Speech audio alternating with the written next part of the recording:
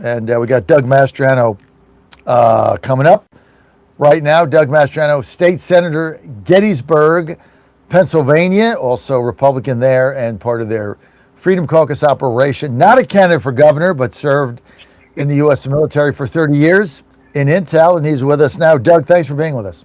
Thank you. Good morning, John. It's a little chilly out there, huh? I would say a little would be the understatement, Doug, of the day. Right? I'm here in Washington, D.C. We got up, they were saying 20 inches. We didn't get that. We got like 8.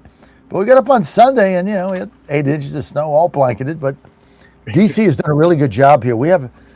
Miriam Bowser's done a really good job with the infrastructure here. I have to say that because by 2 o'clock in the afternoon, we live across the street from a park. The entire park was cleared out. They had shoveled the sidewalks. They had cleaned the street.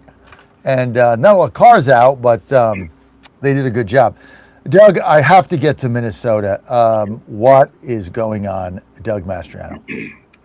We're seeing lawlessness incited by Governor Walz and also incited and encouraged by Mayor Fry. Normally, political leaders, these guys are politicians, they're supposed to step forward and, when things are going cross-eyed and calm people down. And instead, we have Walz saying that ICE is not law enforcement, which is a lie.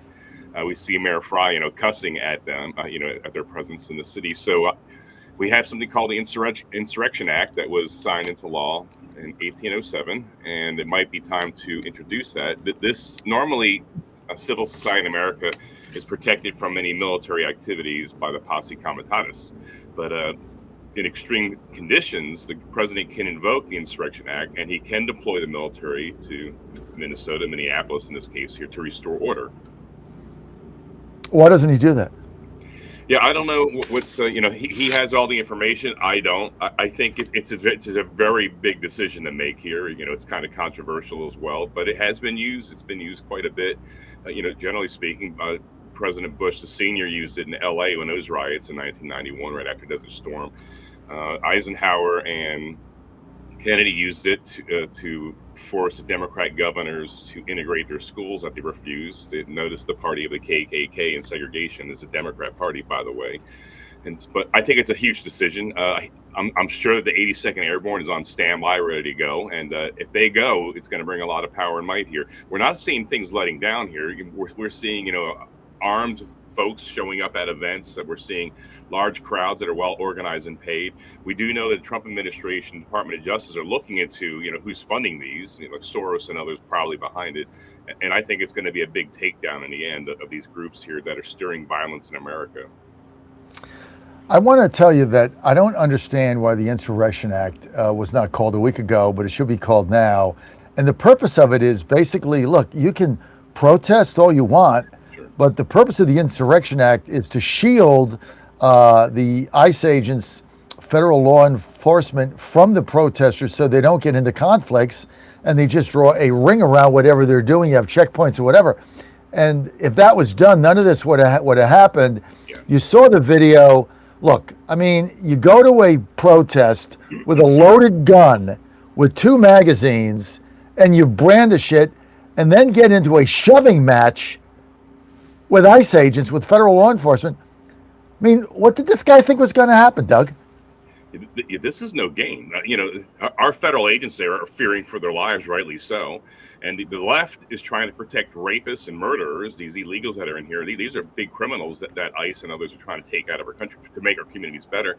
And we have these organized groups thinking that they're emboldened, I think, in large by the governor and the mayor. And, if you fool around, you're going to find out. And you just don't do that. Yes, you can protest, stand across the street, yell, scream, have your signs, but you can't assault the officers. You can't inhibit their investigation. You can't block them.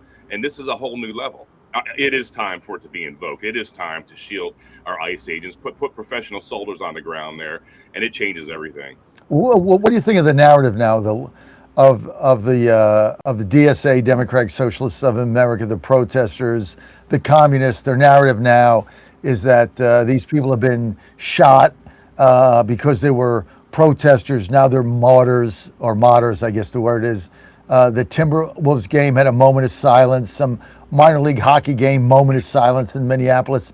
What about the moment of silence for Lincoln Riley and about all these other women raped and murdered by illegals. What about that? Just fr- frame this for us.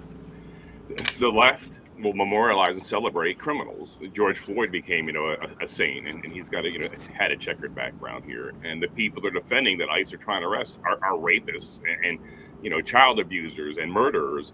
And the left doesn't let the truth get in the way of a good story. And these organizations, these hockey clubs, and these news outlets here that are boosting the Democrat talking points are putting our agents more at risk. They're putting our country at risk.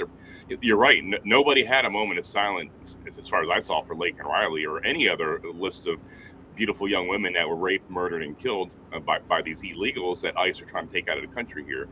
I think the majority of the American people get it, but it's time for the Insurrection Act. It's time to have checkpoints in the city and restore order. I bet you most of the folks that live in Minneapolis would prefer that to what's going on right now. Where are we going with this, Doug? Yeah, I worry for my country here. The left doesn't care about our country. It doesn't seem like they really love our country. Where's the calm? On our side here, if we talk about, let's fight for our country, we're told we're inciting violence, and we're using it as a metaphor. But they can actually stir and instigate violence and not be held accountable here. I do believe that the governor and at the mayor, they should be looked at. Are they behind this? Are they stirring violence? Are they part of the problem? We have cases like in Memphis, Tennessee, where the Democrat mayor is actually cooperating and order is being restored. Murders, they used to be like the murder capital of the nation, and now it's way down thanks to that cooperation. We see Mayor Bowser, who you just spoke about, cooperating with the feds, and there's like record low murders and homicides in Washington D.C. It's like a breath of fresh air. So this is a big problem. Where are we going? I saw the hyperbole online. I don't think there's going to be a civil war and everything, but I think we're seeing a clear distinction that the Democrat Party has gone too far radical. And for those of you sitting on the fence here, it's time to decide what you want your country to look like. How is this going to affect the midterms in your judgment?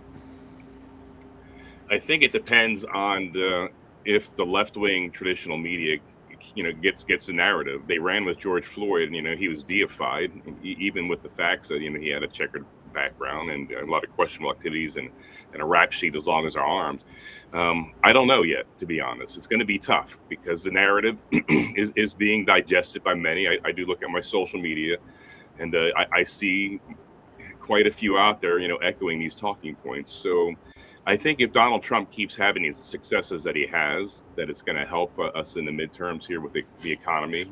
But we're in the middle of a really cold winter. We're seeing our energy prices in Pennsylvania go through the roof. We have Josh Shapiro on a book tour right now, visiting other states here, pitching his ambitions for president under the guise of the book tour.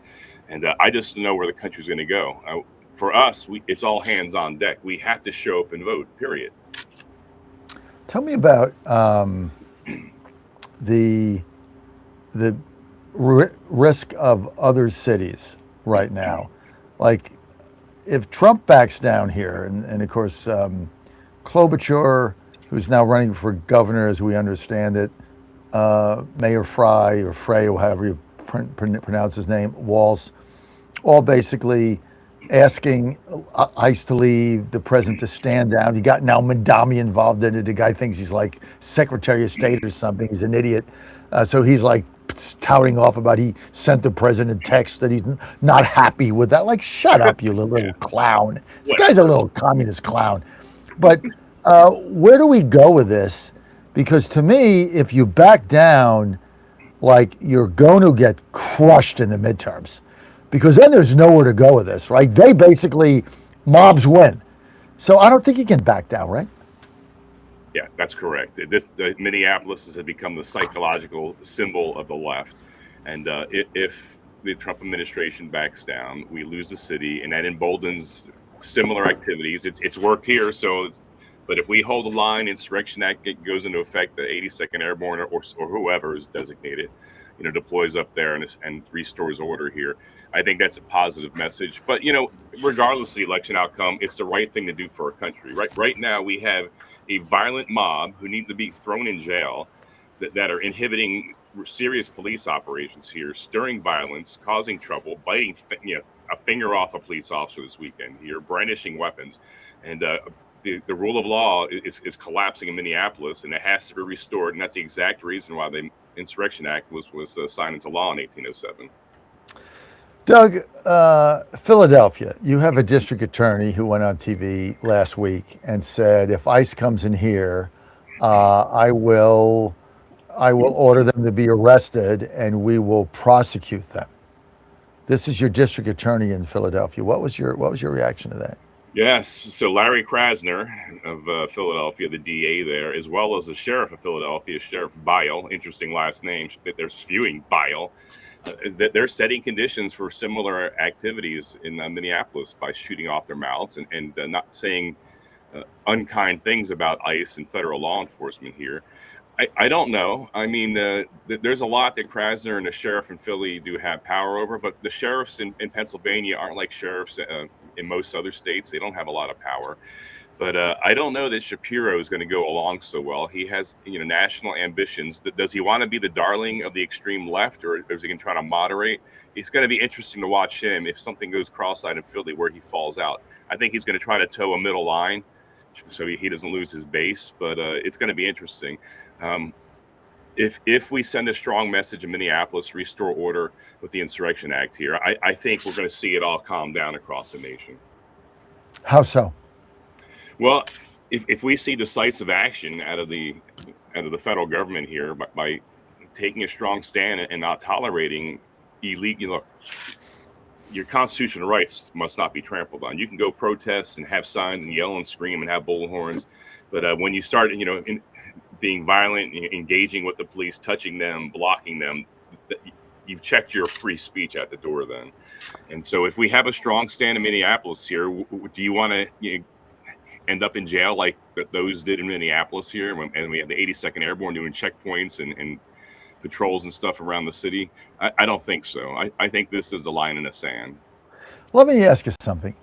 Why would you take a loaded gun with 2 magazines to a protest, wave it around, brandish it in front of federal officers, and then getting into a shoving match with them when they've seen your gun, and when they ask you to disarm and you don't give it to them?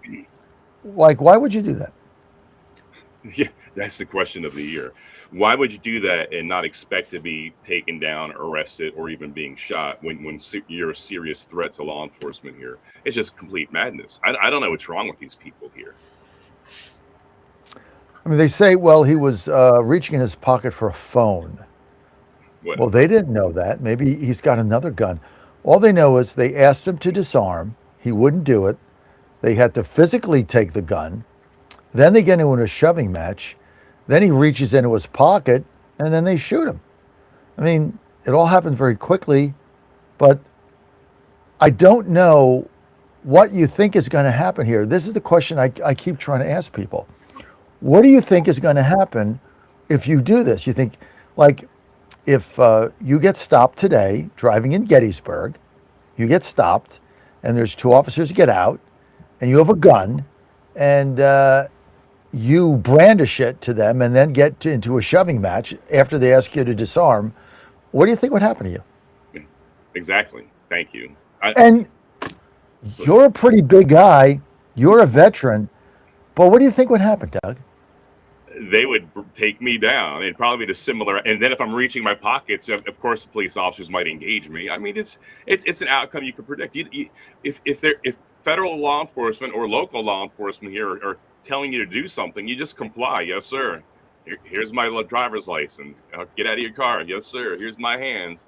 You have to keep things calm. This guy here escalated. It's almost like he was asking for this. There's no question. And then to hear the police chief saying, well, they're not trained, etc. Well, his guy stood down. He's got 600 cops, had 1,000. Now he's got 600. They stood down. What if one of his officers was in the same situation?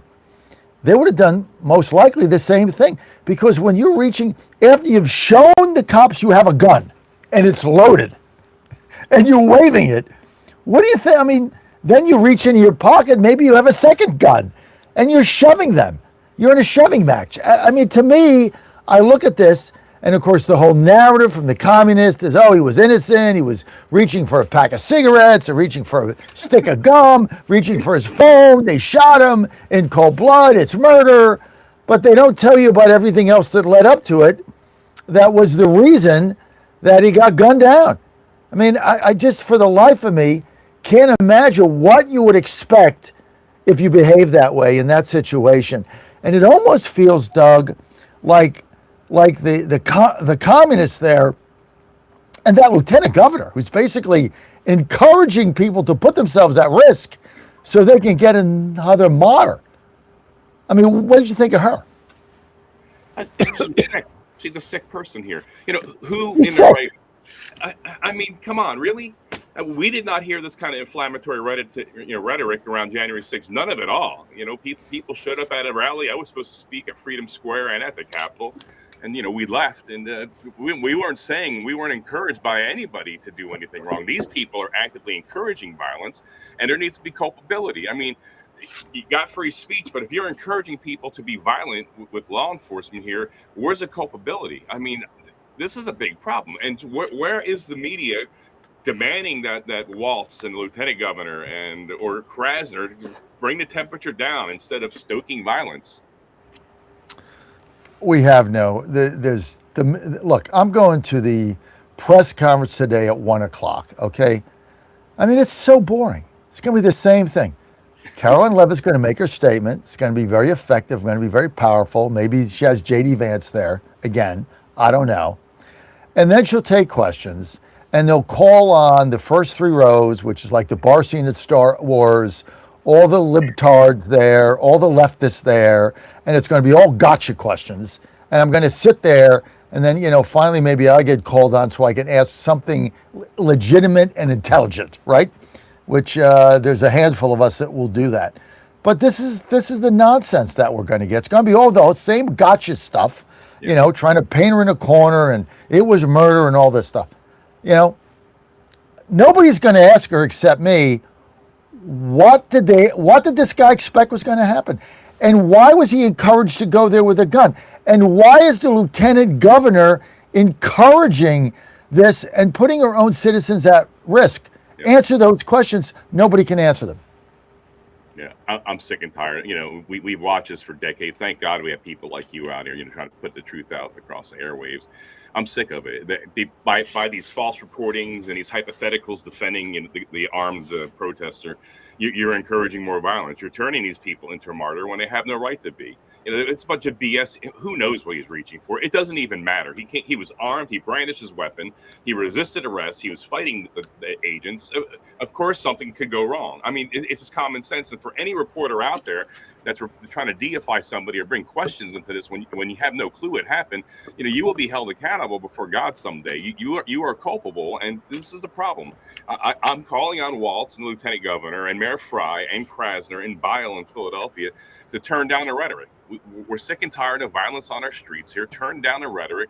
When ICE agents and other federals show up here to arrest illegals that are murderers and rapists here, cooperate with them. We want those guys out of our country and off the streets.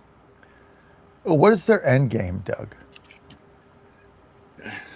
You know, I look at this, John, and it doesn't even make sense to me. Do you hate your country? Do you hate your constituents? Do you want violence on the streets?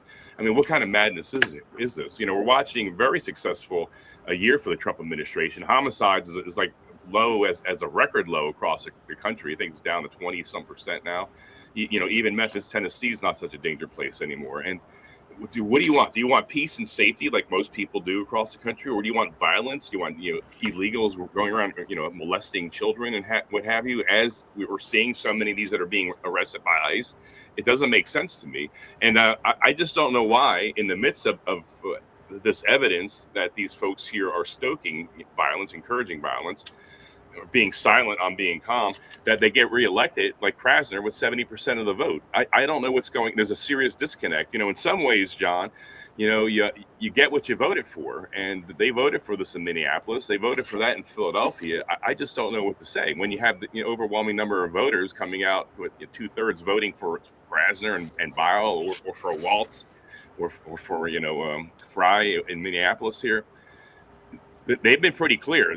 They don't like law enforcement. They're okay with violent gang members on the streets here. They don't do anything about it. They defund the police. Where do you stop and say, okay, that's what you want, that's what you get? I don't know. It's from the politician standpoint, I get it. They need those voters to keep them in power, because without illegals and without the fraud going on, they're going to lose. So I get that end of it, but I don't. You're putting your life at risk in Minneapolis to go protest with a gun, to protest against federal agents that are arresting rapists, murderers, gang members, and people that are making your community much less safe. And now you're going and putting your life on the line to protect the criminals? I mean, is that what you're doing? Yeah, I think in many cases, John, they're just going out because they're seeing it on TV. They're hearing, the martyrdom narrative here of these brave people, and I think it's just a mob mentality, just like we see with many of the anti-MAGA protesters, anti-Trump protesters, when they're asked serious questions by bloggers on the street, and they don't even know what they're protesting. They just have sound bites they're uttering. So I think most people are just going out because they're blindly listening to left. Crazy, man. It's insane what is going on. Yeah, every day that goes by that the president doesn't call in the Insurrection Act is another day of violence. And I'm going to say it to my audience again. The purpose of the Insurrection Act isn't to go in there and roll tanks down the street. Purpose of it is to separate the protesters from federal agents doing their job, to simply separate them. Yeah. So you can't get into a shoving match. You can't reach for your firearm. You can't try to run them over with a car. You can't do that. You can protest, 50 yards away. And the our federal troops will set the checkpoints up and keep you away so that you don't have direct confrontation. I mean, it is as simple as that. That is the purpose of it. You can go protest all you want, scream your lungs out, and make your, $600 a day or whatever they're paying you. Good for you. But you can't directly engage law enforcement, federal agents doing their job, and that's what they're doing. That's the purpose of the Insurrection Act. That's what it should be called, and they should separate the protesters from the ICE agents. Tell me how that does not make sense. It makes perfect sense. Of course it does. Yeah. Perfect sense. We throw these words around and we think, we're going to have, machine guns patrolling the streets. No, the object is to separate the demonstrators from the federal officers so there is a buffer zone. And it's as simple as that. When I grew up in New York City, and my father would take me to these various, demonstrations and picket lines and stuff, the cops would come out on the horseback back in the day. This was in the 60s. And they would draw a line. And the protesters and whoever else, they couldn't get together because that's where the tinderbox is. So they just separate them. And you can scream until your tonsils fall out for all I care. Get your $600 check and go home, because that's what this is about, Doug. Yeah, no, I agree.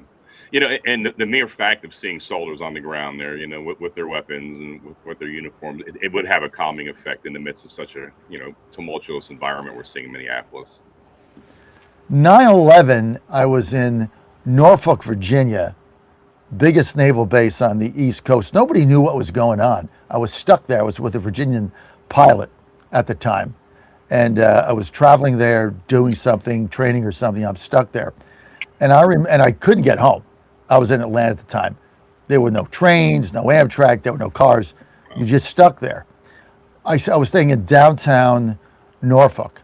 I remember, and they had called a curfew at 6:00 p.m. curfew, because it was, major naval base. Nobody knew what was going on. This was the day after. I remember going out of my hotel to get some air.